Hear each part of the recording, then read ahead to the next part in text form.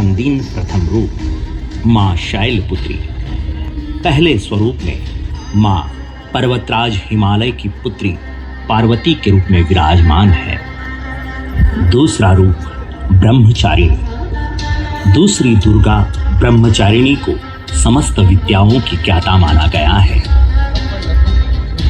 तीसरा रूप माँ चंद्रघंटा। शक्ति के रूप में विराजमान माँ चंद्रघंटा मस्तक पर घंटे के आकार के चंद्रमा को धारण किए हुए है। चौथा रूप माँ कुष्मांडा। चौथे स्वरूप में देवी कुष्मांडा भक्तों को रोग शोक और विनाश से मुक्त करके आयु यश बल और बुद्धि प्रदान करती है। पंचम रूप स्कंद माता। भगवान स्कंद यानी कि कार्तिकेय की माता होने के कारण इस पांचवें स्वरूप को स्कंद माता के नाम से जाना जाता है। छठा रूप माँ कात्यायनी। यह दुर्गा देवता और ऋषियों के कार्यों को सिद्ध करने के लिए महर्षि कात्यायन के आश्रम में प्रकट हुई की पुत्री होने के कारण इनका नाम कात्यायनी पड़ा। सातवां रूप माँ कालरात्रि। यह सातवां स्वरूप देखने में भयानक है लेकिन सदैव शुभ फल देने वाला होता है। इन्हें शुभंकरी भी कहा जाता है। आठवां रूप माँ महागौरी। आठवें दिन महागौरी की उपासना की जाती है। इससे सभी पाप धुल जाते हैं। नौवां रूप माँ सिद्धिदात्री। नौवीं शक्ति सिद्धिदात्री सभी सिद्धियों को प्रदान करने वाली है। इनकी उपासना में भक्तों की सभी मनोकामनाएं पूर्ण होती है। तू सुनती हो नौकन्या आई है? हाँ आई।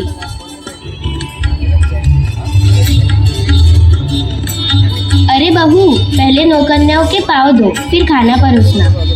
मुझे पता है, आप मत बताइए। पर बहू, तुम पहले खाना परोस रही थी, इसीलिए मैंने बताया। तुम गलत रीति से पूजा कर रही थी। माँ जी, आपका हर चीज में टोकना जरूरी है क्या? पर बहू, यही तो पूजा की रीत है। आप अपनी रीति रिवाज अपने पास रखिए, मुझे मत समझाइए।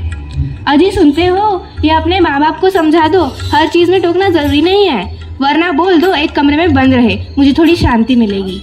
माँ, आपने तो परेशान करके रखा है हम दोनों को। अरे तुम रहने दो ना, माफ करो बेटा। बहू, अब तुम पूजा कर लो।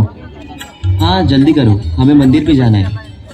अरे हाँ, वैसे तो मुझे मंदिर जाने की इच्छा नहीं है, पर अब तुम्हें बेटा चाहिए तो जाना ही पड़ेगा। कहते हैं नवरात्रि में कुछ मांगने से इच्छा पूर्ण होती है। बेटा, तुम लोग मंदिर जा ही रहे हो तो हमें भी साथ ले चलो, हम भी दर्शन कर लेंगे। अजी सुन लो, अगर ये कबाड़ा हमारे साथ चलेगा तो मुझे कहीं नहीं जाना। अरे नहीं नहीं, हम दोनों ही चलेंगे। और हाँ, घर को बाहर से ताला लगा देना, वरना पता चला तुम्हारे बूढ़े माँ बाप की वजह से घर में चोरी हो गई। अरे बेटा, हम दोनों भी तैयार हैं। कोई ज़रूरत नहीं है आप दोनों को आने की, हम जल्दी जाकर जल्दी वापस आते हैं। आपकी वजह से देर हो जाएगी, वैसे भी अब आपके घुटने काम नहीं करते। अरे अरे पर बेटा। बस, अब मुझे कुछ नहीं सुनना। चलो जी, मैं तैयार हूँ। और इस तरह दोनों बूढ़े माँ बाप को घर में बंद करके दोनों पति पत्नी मंदिर चले जाते हैं।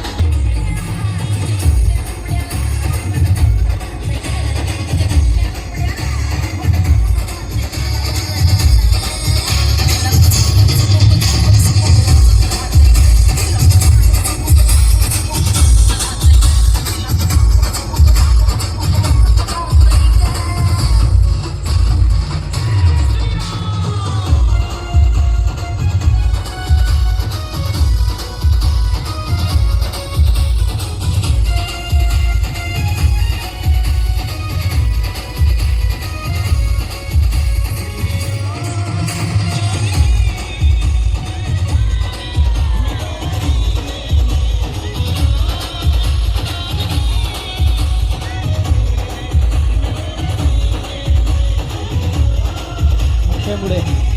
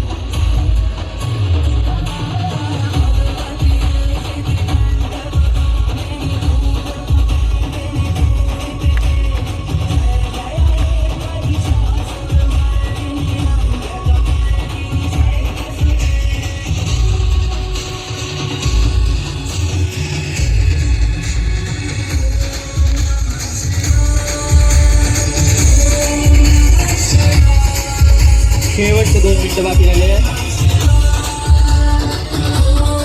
त्यानंतर कॉमन राऊंडसाठी सगळ्या ग्रुपनी रेडी राहावं.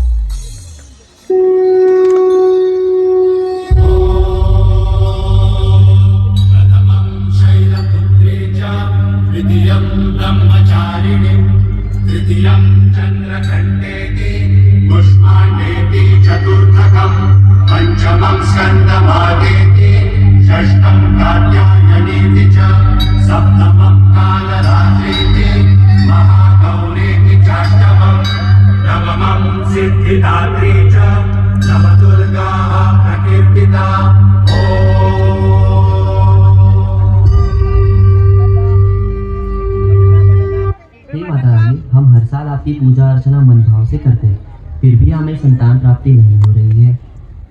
हे माता रानी, हमारी झोली भर दो और हमें भी माँ बाप बनने का सुख प्रदान करो।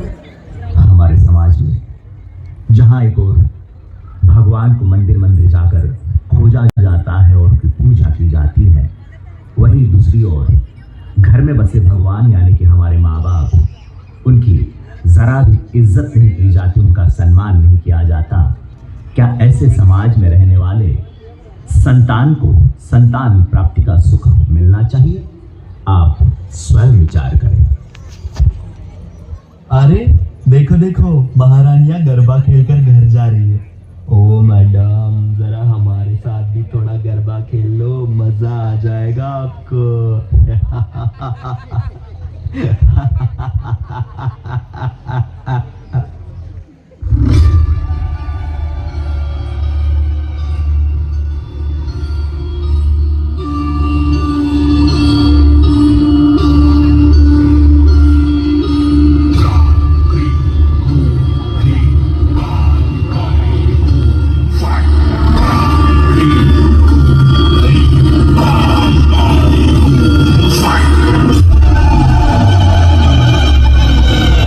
महाकाली हूँ मैं, अबला नहीं सबला हूँ मैं।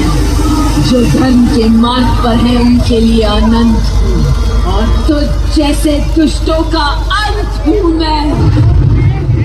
काली हूँ मैं, महाकाली हूँ मैं। रखो, आपको लड़की हुई है। क्या कहा? लड़की? नहीं चाहिए मुझे लड़की। उसे किसी नाले में फेंक दो या जिंदा जला दो। नहीं, तुम छोड़ो, मैं ही फेंक देता हूं।